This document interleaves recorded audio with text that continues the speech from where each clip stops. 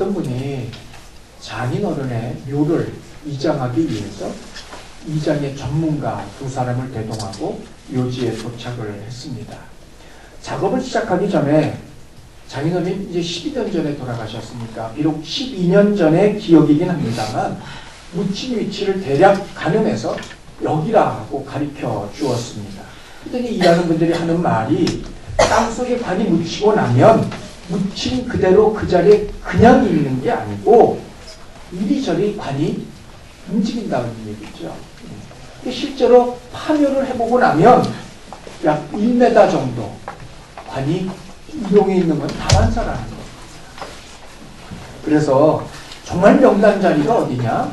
위치도 중요하고 뭐 주변의 풍광도 중요하지만 한번 관을 묻으면 그 위치를 이동하지 않고 그 자리에 그대로 있는 곳이 명당이라고 합니다. 본문은 그냥 있는데 그 관이 움직이고 있다. 결국 엉뚱한데 관이 가 있을 수도 있다는 이야기입니다. 세상은 눈에 보이는 것이 전부고 다 실제가 아닙니다.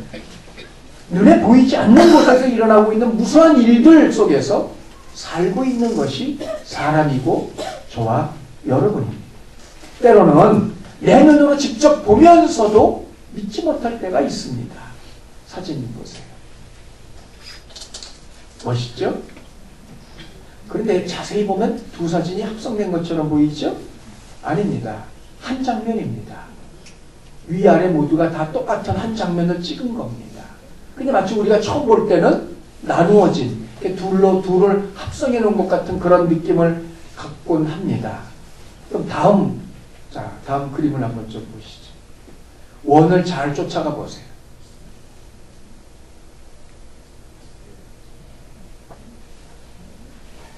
역시 인생이란 건 늘 그렇습니다. 자, 이게 가다 보면 원이 저 동그란 검은 원 안에 조그만 원들이 도는 것처럼 보여요. 한 방향을 향해서. 근데 사실은 도는 게 아니라 각각 지금 보시는 것처럼 각각 자기 선을 따라 직선으로 움직이고 있는데 우리는 도는 것처럼 보인다는 겁니다. 눈이 가지고 있는 착시입니다. 보통 우리는 우리의 눈으로 본 것들, 그러나 사실과 우리의 의식과의 사이에는 상당한 차이가 존재합니다. 하물며 보이지 않는 곳에서 일어나고 있는 일들은 얼마나 더하겠습니까? 그럼에도 우리가 절대적으로 믿어야 할 것들이 있더라는 말입니다. 더욱이 우리가 절대적으로 믿어야 할 것은 믿어도 그만, 믿지 않아도 그만이 아닙니다. 우리 삶 가운데 막강한 영향력을 발휘하고 있는 믿음입니다. 이 믿음에 따라서, 이 믿음이 있느냐 그렇지 않느냐에 따라서 우리의 삶의 질과 방향과 삶을 대하는 우리의 태도가 달라질 수밖에 없습니다. 그러면 여기서 말하고 있는 이 믿음은 무엇일까요? 우리는 이제 이곳저곳에 흩어져서 살고 있는 성도들을 향하여 그 베드로의 마지막 권명과 명령을 보고 있습니다. 오늘 본문에 보면 모두 네 개의 명령이 등장을 합니다. 하나는 맡기라, 또 하나는 근신하라, 깨어라, 대적하라입니다. 그런데 여기서 우리가 오늘 시간 살핀 것은 첫 번째 맡기라입니다. 맡기라. 7절 보세요. 우리 다 함께 다시 읽습니다. 시작. 너희 염려를 다 주께 맡기라. 이는 그가 너희를 돌보시리라. 너희 교회 지도자나 혹은 이들의 지도를 받고 있는 지난 시간에 살폈던 젊은이들 모두를 포함한 이야기입니다. 모든 성도는 염려를 맡겨야 된다는 거예요. 염려. 자, 이게 헬라 말로 메린나라는 그런 단어인데 신약에서는 모두 6번이 사용이 되었고요. 구약에 사용이 되었을 때 이 단어는 짐을 뜻하는 예하브라는 단어인데 그 예하브를 옮긴 단어가 바로 메린나, 오늘 본문에 등장하는 염려라는 단어입니다. 내리누르고 있는 짐으로 인하여 마음이 어수선하게 나누어진 상태, 그것이 염려입니다. 염려가 문제가 되는 것은 염려의 종류, 어떤 것이냐가 아닙니다. 또한 그 염려가 가지고 있는 강도, 세기가 아니라는 겁니다.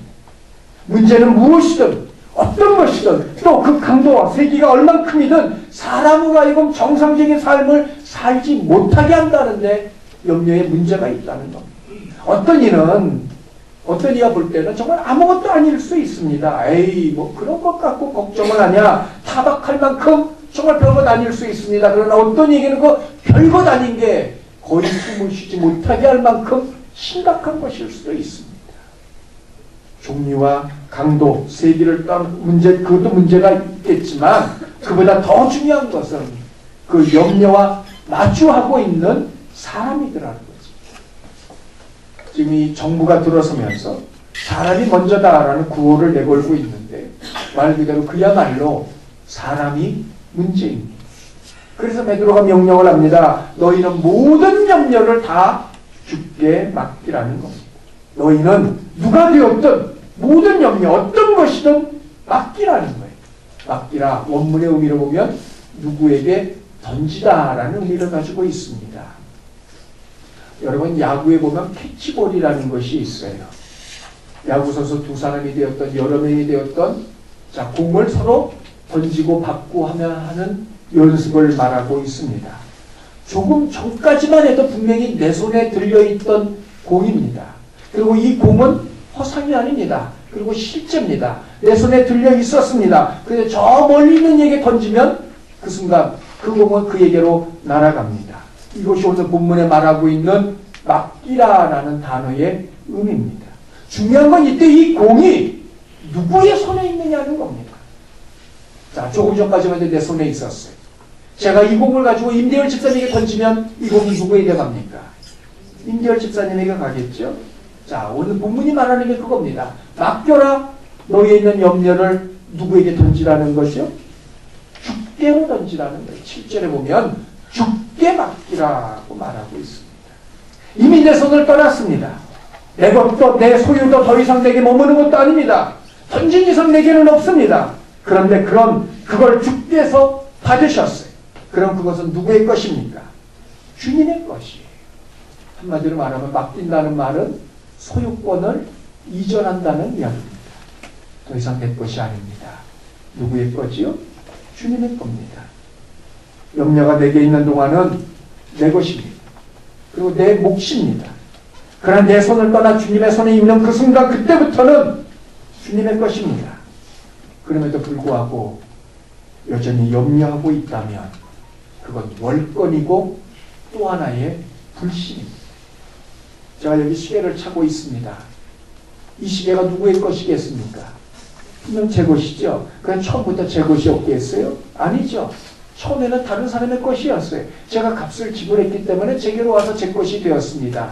제가 이 시계를 차고 있는데 본래 주인이 어느 날 나타나서 한다는 말이 아니 왜 그렇게 시계를 험히 차느냐? 그렇게 시계줄을 꽉 졸라매니 시계 밴드에 줄이 가는 것 아니냐? 시계를 늘 차고 다녀야지 풀어놓으니까 시계가 멈추는 것 아니냐? 라고 타박을 한다면 사사건건 이 시계를 갖고 물고 늘어진다면 여러분 그건 월권입니다. 근데 만일 우리 주위에 이런 사람이 있다면 우리는 그 사람을 온전한 사람이라고 이야기하지 않습니다. 그런데 염려에 대해서는 우리가 그렇게 하고 있더라는 겁니다. 내게 아닌데도 내 것이 아님에도 불구하고 내 것인 것처럼 붙들고 있더라는 겁니다. 중요한 건 염려에 대해서 이런 말도 안 되는 일이 일어날 수도 없는 그런 일들이 일어나는 이유가 무엇일까요? 우리 삶 가운데 염려에 대해서 이런 일들이 일어나는 이유가 있습니다. 오직 하나, 맡기지 않았기 때문입니다. 맡기지 않으니 여전히 내 것으로 남아있고 그러니 염려할 수밖에 없더라는 말입니다. 그러면 맡겨야 함을 알면서도 맡기지 못하는 이유가 무엇일까요? 7절 하반을 다시 읽습니다. 시작. 이는 그가 너희를 돌보십니다. 이는 맡겨야 될 이유는 그가 주님을 말합니다. 너희를 염려를 맡기는 모든 사람들입니다. 돌보십니다. 관심을 갖고 돌보아 주신다는 겁니다. 그러나 그냥 모든 만물을 대하는 것 같은 보편적인 돌보심을 말하는 것이 아닙니다. 마태복음 6장 27절에 보면 공중의 새를 보라 자기를 위하여 농사도 짓지 않고 거두지도 않지만 아버지께서 그 새를 기르신다 말씀하고 있어요. 20과 28절에 보면 들의 백합화를 보라 자기를 위하여 수고도 하지 않고 길쌈도 하지 않지만 그러나 30절 보십시오. 그래서 오늘 있다가 내일 아궁이에 던져지는 이런 들풀도 하나님께서 아름답게 입히고 계신다 말씀하고 있습니다. 여러분 그 하나님의 공중의 새들 그 들의 백합화를 기르고 입히시는 것 먹이시는 것 여러분 믿으십니까? 이건 믿음입니다. 왜? 우리가 그렇게 수없이 봐왔기 때문입니다. 문제는 그들이 아니라 우리 이거 바로 나 자신이더라는 겁니다. 마태복음 10장 29절 보세요.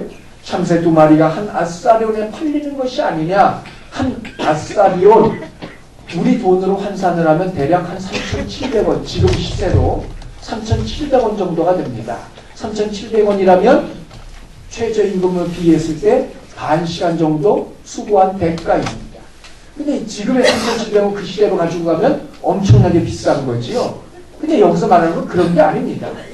싸다 비싸다 이걸 말하는 것이 아니라 그 당시에 가장 싼 가격이 한 아사리온이고 참새 2마리가 그렇게 팔린다는 건 가장 값어치 없는 걸 말하고 있는 겁니다.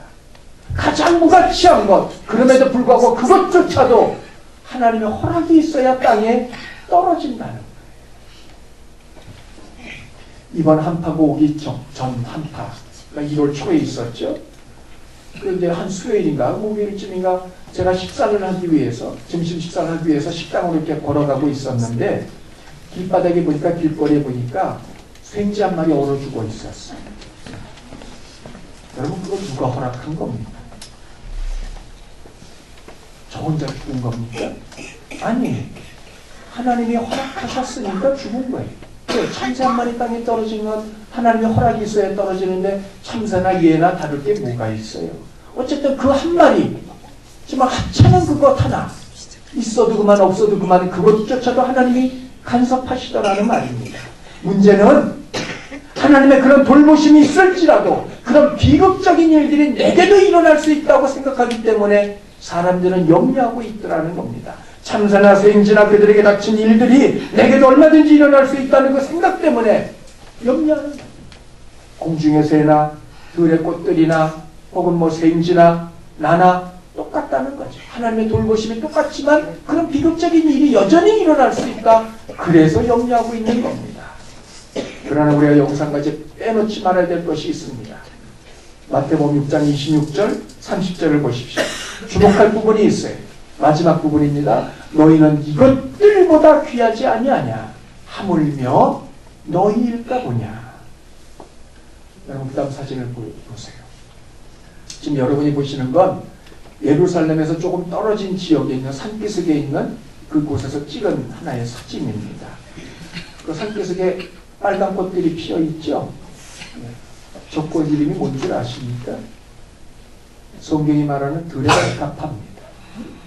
우리는 백합화 그러면 릴리를 생각을 합니다.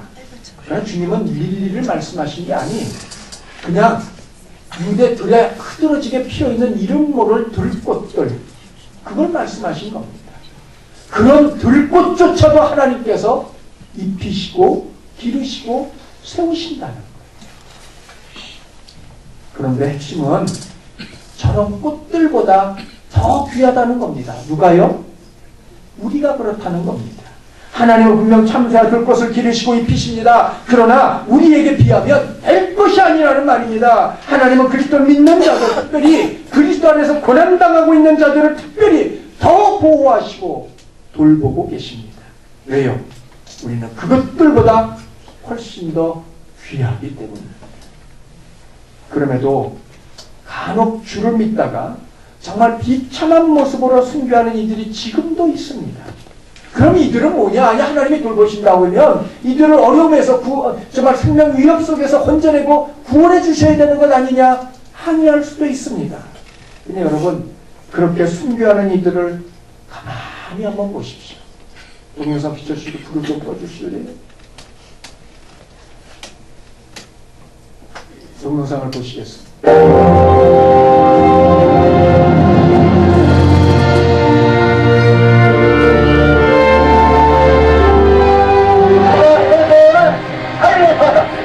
강렬된 건강을 쑥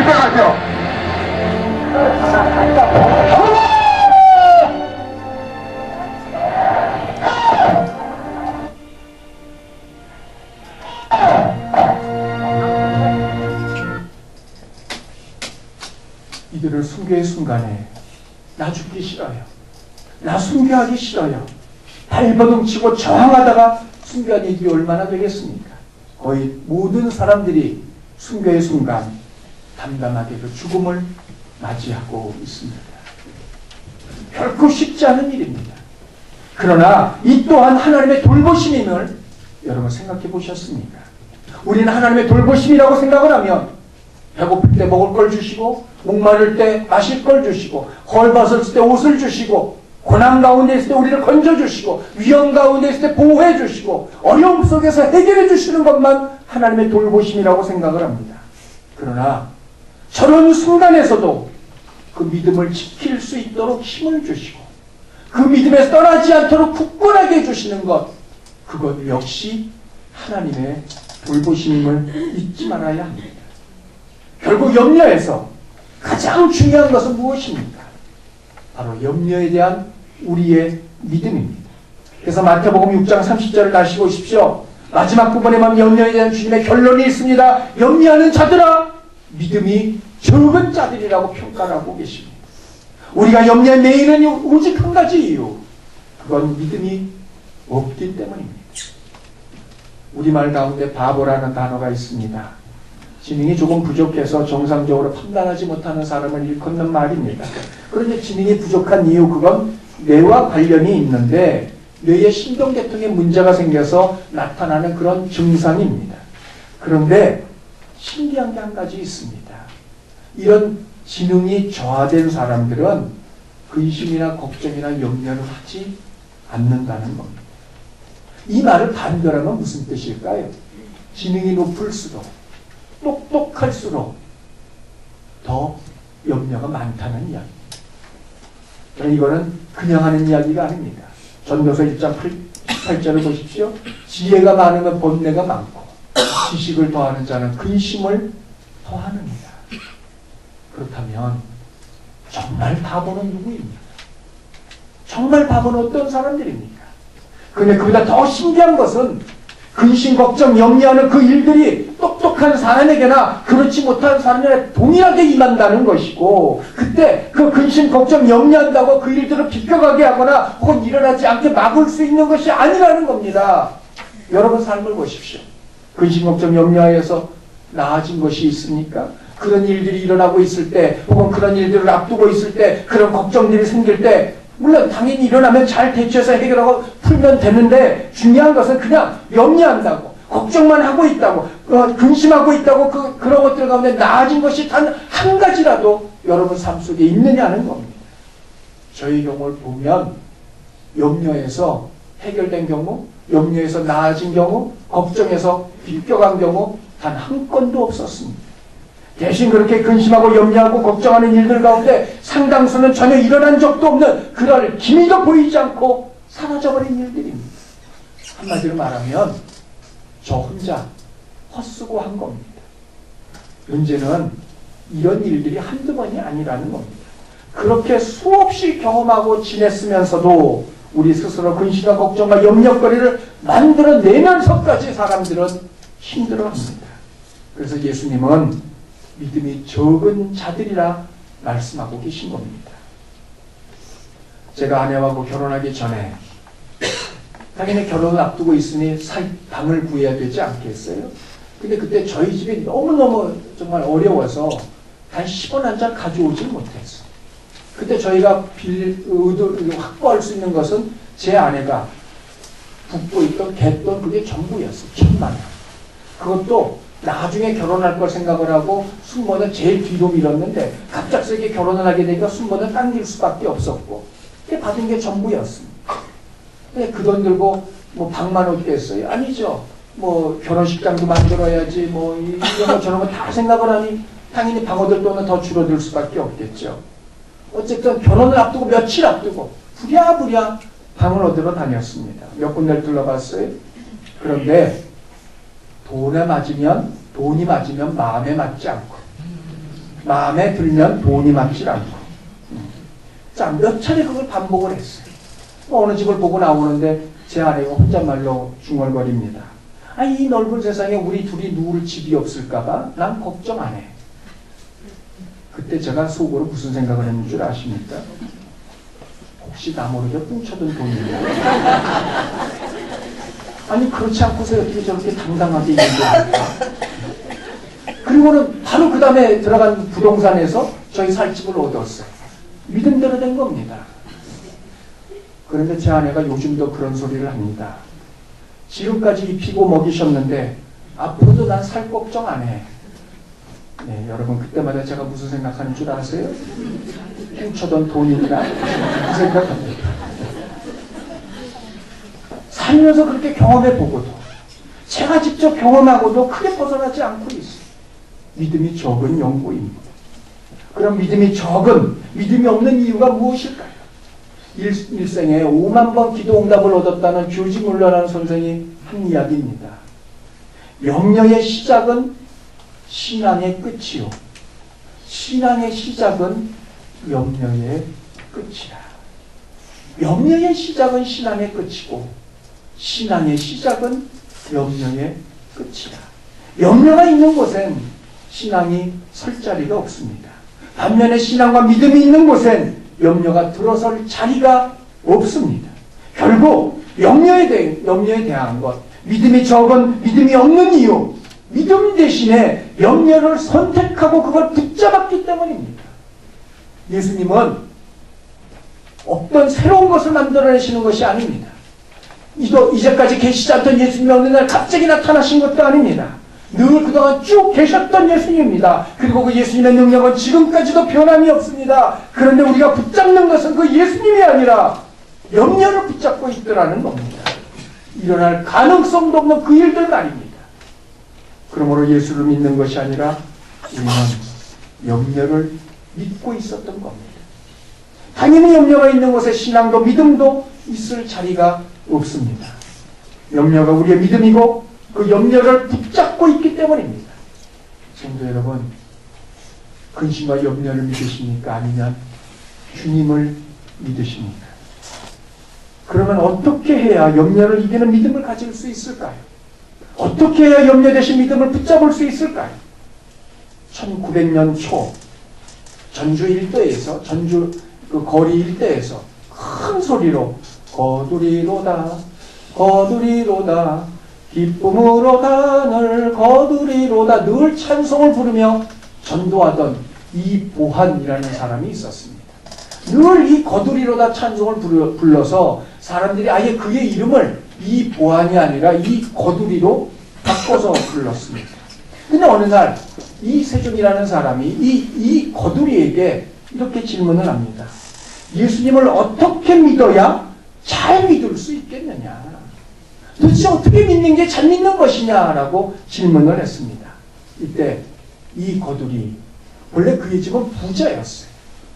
그런데도 자기 모든 걸 다 가난한 자들에서 나눠주고 그 집의 왕초가 됐고 그가 죽었을 때 한국 역사상 최초로 거린장으로 치러졌던 사람이 이 사람입니다. 근데 이 양반이 이런 대답을 내놓았습니다. 거지, 오쟁이 걸머진 것처럼 믿으라. 그게 예수 잘 믿는 거라는 겁니다. 여러분 이해가 되시겠습니까? 거지, 오쟁이 걸머진 것처럼 믿으라. 오쟁이가 뭔지 아시겠어요? 오쟁이 지금 사진에 보고 계신데 이게 전라도 말로는 오잠치라고 합니다. 집을 엮어서 곡식에 씨앗 등을 담아두는 바로 그런 거죠. 근데 거지가 저걸 메고 다니면 뭐가 되겠어요? 동양 그릇이죠. 동양한 거 저거다 넣어서 밥 넣어놓고 그 꺼내 먹는 바로 그게 거지 오쟁이입니다. 요즘 말로 하면 깡통인 거죠. 거지 깡통. 근데 여러분 거지에게서 깡통은 무엇입니까? 유일한 밥줄이고 밥통이고 생명줄입니다. 얻어먹는 신세가 서글프고 빌어먹지 말고 가서 땅이라도 파라고 누군가가 타박할 때에도 혹은 밥때가 지났다고 동냥할 때 문저 밥때를 할지라도 섭섭하거나 화내지 않고 그것 없으면 저 오쟁이 없으면 그야말로 죽을 줄 알고 오직 저것 하나 붙들고 살라는 것 그게 거지 오쟁이 걸머진 듯 그런 이야기입니다. 자존심, 열등감, 비교의식, 부러움 모두 다 내려놓고 오직 그것 하나 죽으나 사나 그것 하나 붙들고 살아가는 것, 그게 오직이 걸머진 겁니다. 성도 여러분, 살 길은 예수님 한 분입니다. 벗어날 길도 오직 예수님 한 분입니다. 다른 길이 없는 오직 한 분 예수님입니다. 이 믿음이 오직이 걸머진 믿음이라는 겁니다.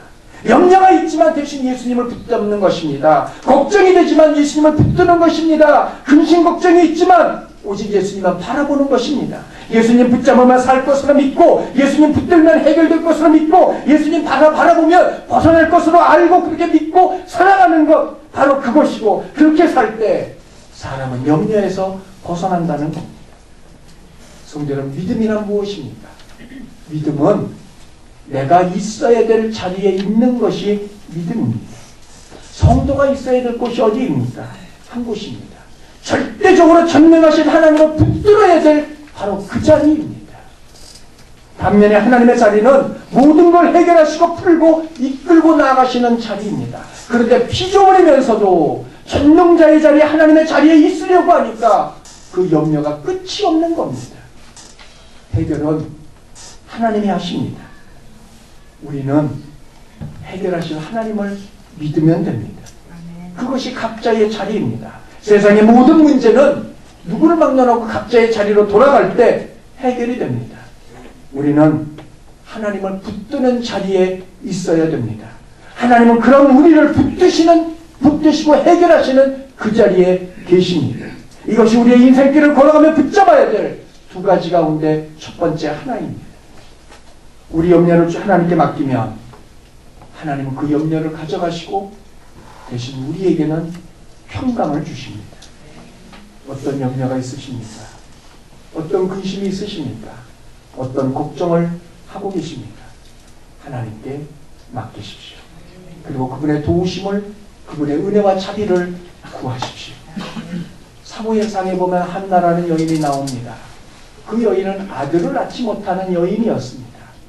당시 아들을 낳지 못한다는 것, 여자로서 치명적인 수치이기도 하거니와 자신의 장래를 보장할 수 없는 일이기도 합니다. 한마디로 말하면 나중에 아들이 없으면 굶어 죽을 수도 있다는 이야기입니다. 물론 그것 때문에 한나가 기도한 것은 아닙니다. 아들을 가졌다고 유세하고 있는 분인나가 자기를 자꾸 너무 힘들게 하니까 그 마음에 이끌려 아버지 앞에 나아가 기도합니다. 그리고 그가 기도할 이후에 그의 모습을 보십시오. 1장 18절입니다. 가서 먹고 얼굴에 다시는 근심 빛이 없었더라. 완전히 맡겼기 때문입니다. 여러분, 지금 아들이 들어선 것이 아닙니다. 뿐만 아니라 아들이 주어질 것이라고 보장을 받은 것도, 약속을 받은 것도 없습니다. 그저 있다면 하나, 엘리 제사장으로부터 하나님께서 내가 기도한 대로 응답해 주시길 원하노라, 그 소원 기도 그거 한 가지뿐이었어요. 그럼에도 불구하고 한나는 자신의 기도를 하나님께 맡겼고 그리고 믿었고, 그 결과 그는 하나님으로부터 사무엘이라는 아들을 얻게 되었습니다. 이것이 염려를 맡긴다는 뜻이고, 그로 인해 주어지는 하나님의 복입니다. 인생을 살아가는 동안에 우리가 꼭 붙들고 믿어야 할 한 가지, 너희 염려를 다 주께 맡기라, 이는 그가 너희를 돌보십니다. 바로 그 말씀입니다. 이 믿음이 있는 사람, 풍랑이 있는 바닷속에서도 평안히 잠을 잘 수 있는 사람입니다. 이 믿음이 있는 사람, 그리고 이렇게 하나님께 맡기는 사람, 사자굴 속에 들어갈지라도 전혀 두려워하지 않는 그런 사람입니다. 사랑하는 성도 여러분, 하나님의 이 말씀을 붙들고 믿음으로 나아가심으로 말미암아 염려 대신에 평강을, 근심 대신에 평안을, 또한 걱정과 두려움 대신에 하나님 주시는 은혜를 가득 누리시는 저와 여러분들 다 되시기를 주님의 이름으로 축원합니다.